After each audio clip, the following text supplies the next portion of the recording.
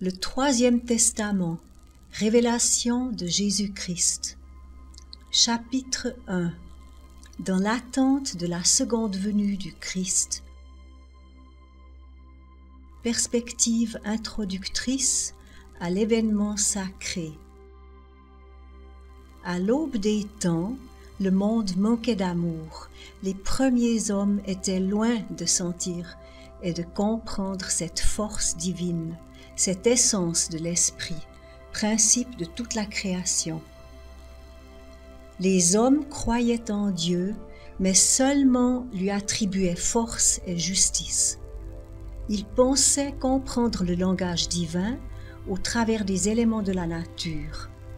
Ainsi, lorsqu'ils le voyaient paisible et serein, pensaient-ils que le Seigneur félicitait les œuvres des hommes, mais si les éléments se démontaient, alors croyaient-ils voir se manifester la colère de Dieu. Le cœur de l'homme s'était forgé à l'idée d'un Dieu terrible, qui pouvait éprouver les sentiments de rancœur et de vengeance. Pour cela même, lorsqu'il pensait avoir offensé Dieu, il lui offrait des holocaustes et des sacrifices dans l'espoir de l'apaiser. Moi, je vous dis que ces offrandes-là ne s'inspirèrent pas de l'amour de Dieu. C'était plutôt la peur de la justice divine et la crainte du châtiment qui motivaient les premiers peuples à offrir des tributs à leur Seigneur. L'Esprit divin, ils le nommèrent tout simplement Dieu, mais jamais Père ni Maître. Ce furent les patriarches et les premiers prophètes qui commencèrent à faire comprendre à l'homme que Dieu était justice, oui, mais justice parfaite, qu'il était avant tout Père et qu'en tant que Père, il aimait ses enfants. Pas à pas, en parcourant lentement le sentier de l'évolution spirituelle, l'humanité continua son pèlerinage en passant d'une ère à l'autre et en apprenant à connaître un peu plus l'arcane divin par le biais des révélations que Dieu faisait à ses enfants à chaque époque.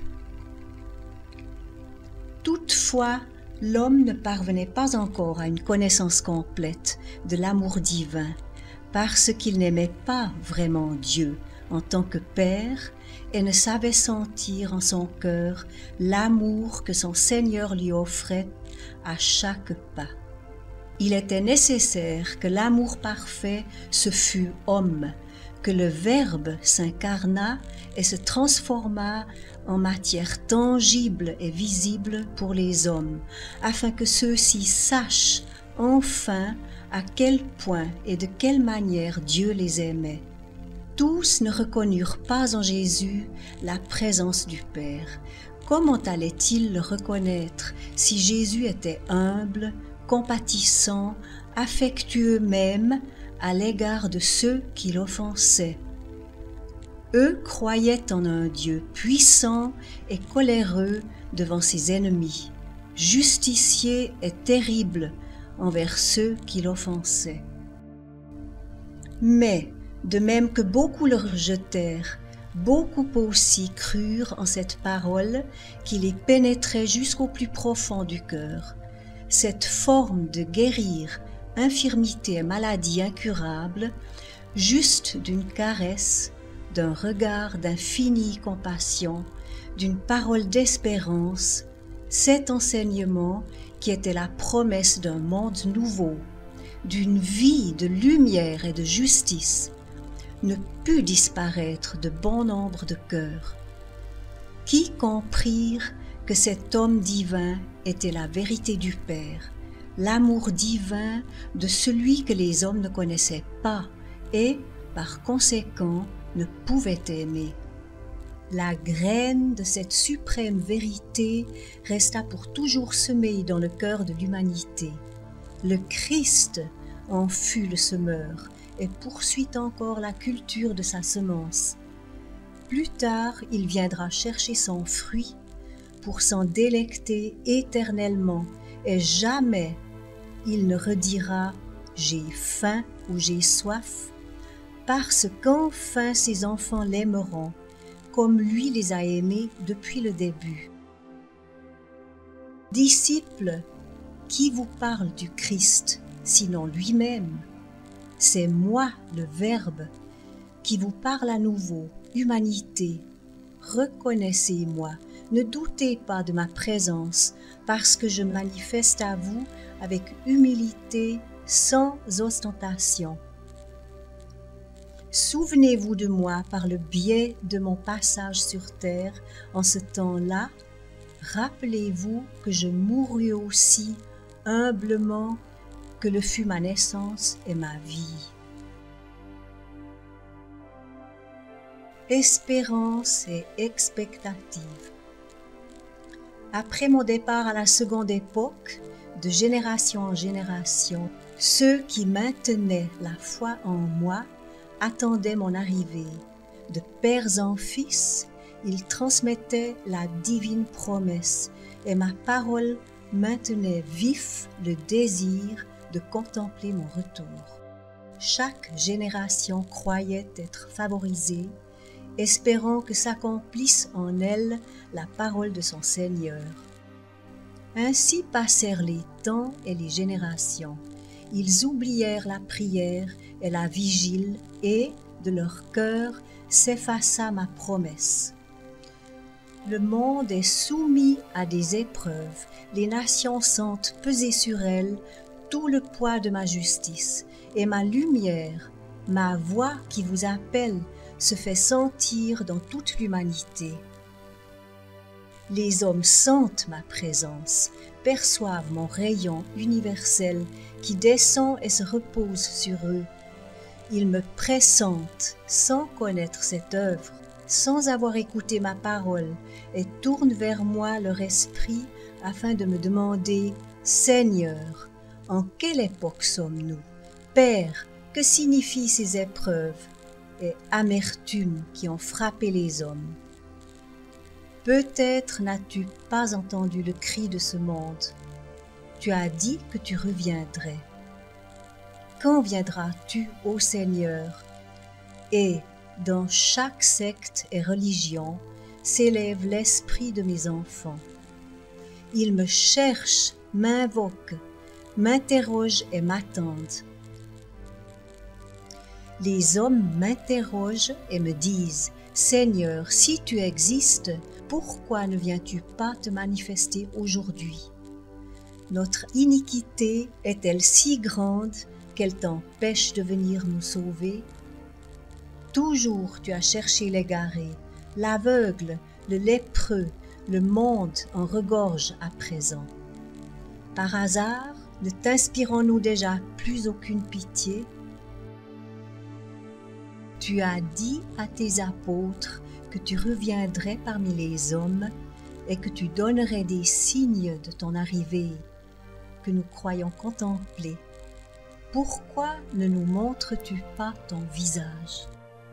Voici les hommes en train de m'attendre sans sentir que je suis parmi eux.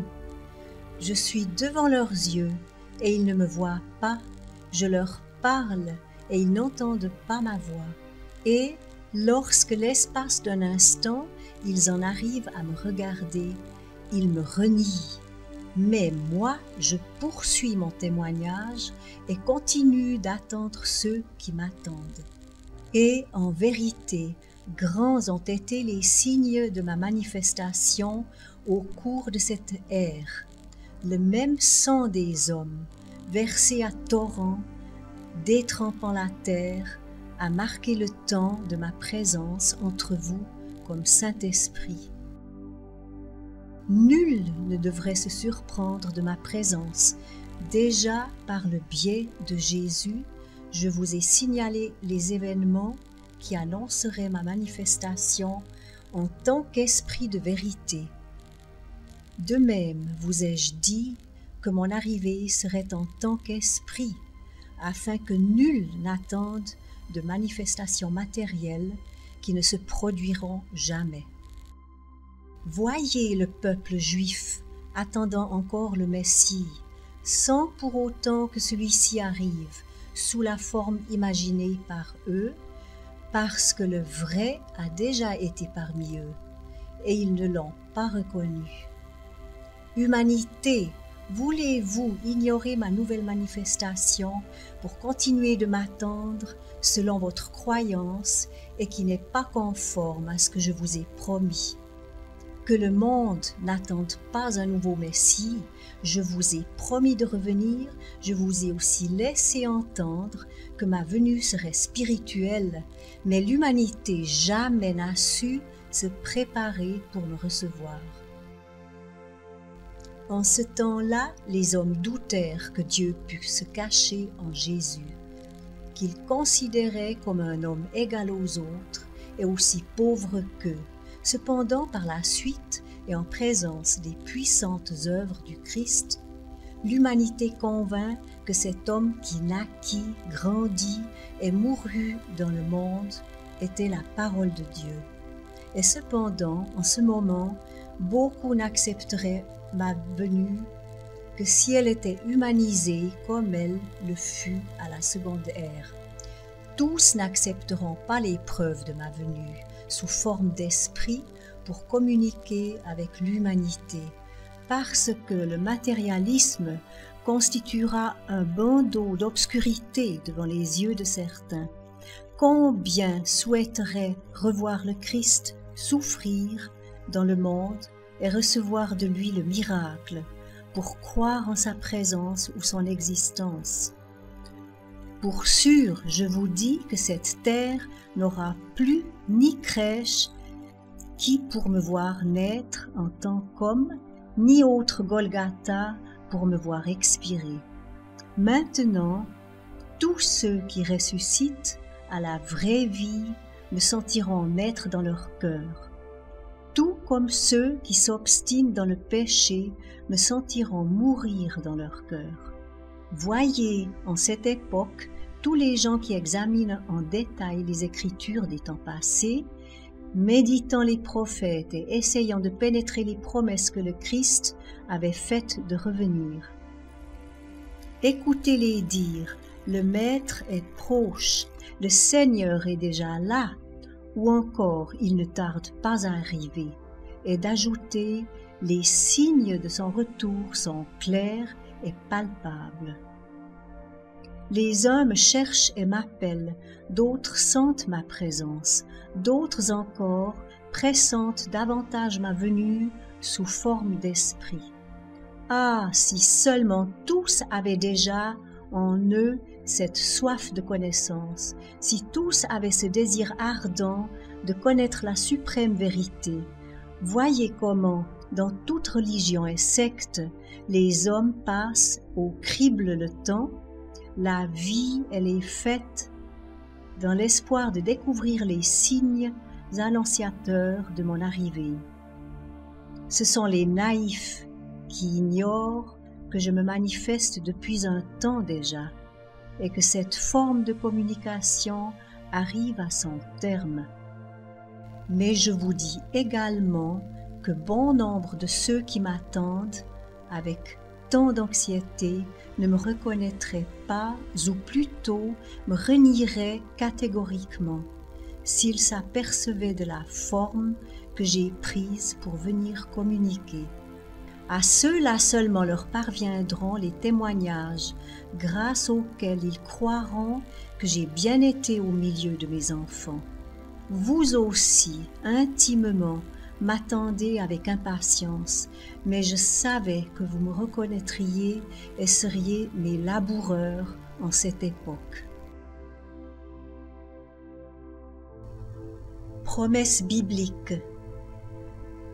Lorsque je me suis manifesté par Jésus, je vous ai annoncé la venue du Saint-Esprit, et les hommes pensèrent qu'il s'agissait d'une divinité en Dieu, qu'ils ne connaissaient pas sans pouvoir comprendre qu'en vous parlant du Saint-Esprit, je vous parlais de l'unique Dieu qui était en train de préparer le temps propice pour communiquer spirituellement avec les hommes par le biais de l'intelligence humaine. Pourquoi se sentir surpris par mes nouvelles révélations? En vérité, je vous le dis, les patriarches des temps passés eurent connaissance de l'arrivée de cette ère. Les voyants d'autres époques la contemplèrent et les prophètes l'annoncèrent. Ce fut une promesse divine faite aux hommes bien avant que moi je ne vienne au monde par Jésus. Lorsque je fis l'annonce de ma nouvelle venue à mes disciples et leur laissai entrevoir la forme sous laquelle je me manifesterai aux hommes, la promesse vous avait été faite depuis bien longtemps. Vous avez devant vous le développement de ce temps. Ici s'accomplissent ces prophéties. Qui peut s'en étonner? Seulement ceux qui ont dormi dans les ténèbres, ou encore ceux qui ont effacé mes promesses d'eux-mêmes. Moi qui savais que vous approfondiriez peu mes enseignements et les erreurs que vous commettriez en interprétant mes révélations, je vous annonçais mon retour en disant que je vous enverrai l'Esprit de la vérité pour éclaircir beaucoup de mystères et vous expliquer ce que vous n'auriez pas compris. Parce que, au plus profond de mes paroles prophétiques, je vous laissais entendre que, cette fois, je ne reviendrai pas en homme, entre foudre et tonnerre, comme jadis au Sinaï, humanisant mon amour et mes paroles, comme dans le second temps. Mais je toucherai votre esprit dans la splendeur de ma sagesse, le surprenant par la lumière de l'inspiration, frappant à la porte de votre cœur avec une voix que votre esprit perçoit. Ces prédictions et promesses-là sont maintenant en train de s'accomplir. Il suffit de vous préparer un peu pour regarder ma lumière et sentir la présence de mon esprit, le même que vous annonça qu'il viendrait pour vous enseigner et vous dévoiler la vérité. Beaucoup n'ont pas évolué en raison de la crainte ou d'un manque d'études. Ils pratiquent seulement la loi de Moïse sans reconnaître la venue du Messie. D'autres, croyant en Jésus, n'ont pas attendu l'Esprit consolateur promis. Quant à moi, je suis descendu pour la 3e fois et il ne m'attendait plus. Les anges ont annoncé ces révélations et sa voix a retenti dans tout l'espace. Les avez-vous reconnus? Le monde spirituel est venu pour vous offrir le témoignage de ma présence. Toutes les prophéties seront accomplies. La destruction effrénée vaincra l'orgueil et la vanité de l'homme, qui, une fois humble, me cherchera pour m'appeler Père. Ainsi vous le dis-je en ce temps-là. Ce que je vous ai dit n'est pas tout ce que je dois vous enseigner. Pour que vous sachiez tout, d'abord il me faudra m'en aller et vous envoyer l'Esprit de la vérité pour éclairer ce que j'ai dit et ce que j'ai fait. Je vous promets le Consolateur dans les temps d'épreuve. Et ce Consolateur, cet éducateur, sera ma transmission directe qui revient pour vous illuminer et vous aider à comprendre les leçons passées et la nouvelle que je vous apporte maintenant. C'est la sagesse qui est le baume et la consolation que votre cœur désire ardemment. Pour cela, je vous promis à ce moment-là l'esprit de vérité comme esprit de consolation. Mais il est indispensable d'avoir la foi pour ne pas s'arrêter en chemin, ni avoir peur devant les épreuves. Signe précurseur accompli. Peu nombreux sont les hommes qui connaissent les signes indiquant qu'une nouvelle ère a commencé et que je me manifeste spirituellement à l'humanité. La majorité consacre sa vie et ses efforts au progrès matériel et dans cette lutte âpre et parfois sanglante pour atteindre leur objectif, ils marchent comme des aveugles, perdent leur chemin, ne sachant pas où ils vont. Ils ne réussissent pas à avoir la clarté de la prochaine aurore, ne perçoivent pas les signes et sont très loin d'atteindre la connaissance de mes révélations. Cette humanité a cru davantage aux doctrines et aux mots des hommes qu'aux révélations que je lui ai concédées au fil des temps. D'aventure, attendriez-vous du Père dans sa justice qu'il vous envoie de plus grands signes encore que ceux que vous voyez à chaque pas, pour que vous puissiez enfin sentir et croire que c'est le moment de prédilection de ma manifestation en tant qu'esprit de vérité. Ô homme de peu de foi, maintenant, disciples, vous comprenez pourquoi je vous dis parfois que ma voix prêche dans le désert, parce que personne ne l'écoute ni s'en préoccupe vraiment. Pour que tous les hommes de la terre puissent témoigner de la véracité de ce message, moi j'ai fait en sorte que ces signes prophétisés dans les temps anciens, ceux qui traitaient de ma nouvelle venue, soient ressentis dans le monde entier. Et ainsi, quand cette bonne nouvelle parviendra aux nations, les hommes examineront et étudieront tout ce qui a été dit, alors, et étonnés et heureux, ils constateront que tout ce qui fut annoncé et promis au sujet de ma nouvelle venue s'est fidèlement accompli, comme il se doit pour qui ne compte qu'une volonté, une parole et une loi. Au cours de la secondaire, je fis l'annonce à mes apôtres de ma nouvelle manifestation et, lorsque ceux-ci m'interrogèrent sur les signes annonciateurs de cette période, je les leur énumérai un à un, de même que les épreuves que je leur fournirai. Les signes sont apparus jusqu'au dernier. Ils annoncèrent que ceci est le temps prédit par Jésus, et je vous demande, si cette manifestation que je vous donne n'était pas la vérité, pourquoi le Christ n'est-il pas apparu en dépit des signes? Ou croyez-vous que le tentateur a également le pouvoir sur la création et les éléments pour vous tromper?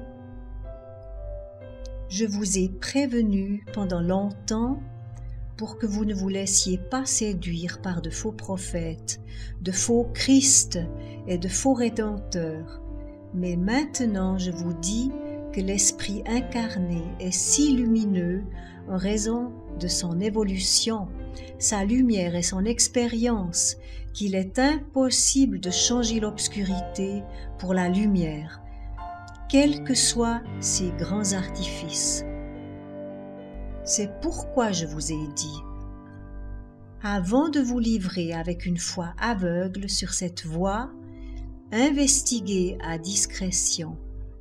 Voyez que cette parole a été donnée à tous et que jamais je n'en ai réservé seulement une partie pour les êtres déterminés. Voyez que, dans cette œuvre, il n'y a aucun livre dans lequel je prétende vous cacher quelque enseignement.